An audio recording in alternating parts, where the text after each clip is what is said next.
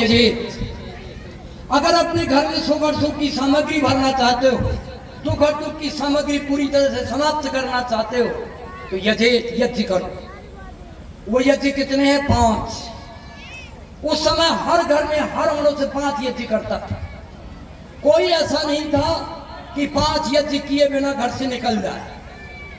जब ये 5 यज्ञ घर घर में होते थे, सुख की सामग्री से घर भरे थे। जब से इन 5 यज्ञों का जानना जनाना छूट गया, करना कराना भी छूट गया, तब से आज हमारे देश के घर दुख और दुख की सामग्री से भरे।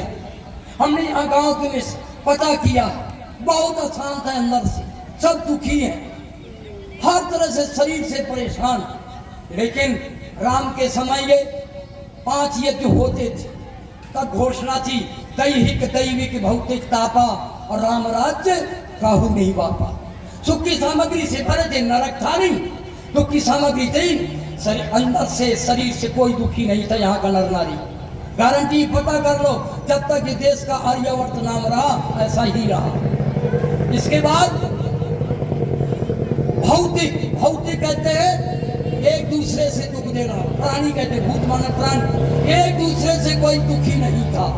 दैविक आप पूछ लेना, दैहिक कहते हैं अपने आप से, भौतिक कहते हैं एक दूसरे से, और दैविक कहते हैं हमारे देवताओं से।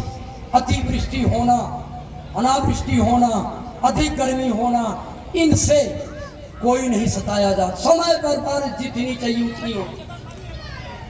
ये जब तक 5 काम होते रहे, इस यज्ञ का मुख्य उद्देश्य है घर घर में 5 यज्ञ करवाना।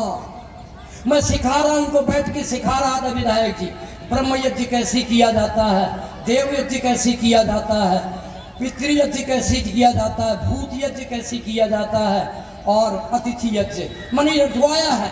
सबको पता हो गया 5 यज्ञ कौन से हैं। ब्रह्म यज्ञ पहला है, देव यज्ञ दूसरा है, पितृ यज्ञ तीसरा है, भूत यज्ञ चौथा है, और अतिथि यज्ञ 5वां। इनको याद करवा दिया है मैंने, अब काम भी इनको बता दिए हैं। आज करवाने की योजना है मेरी, ये 5 यज्ञ इनको करवा के दिखाऊंगा।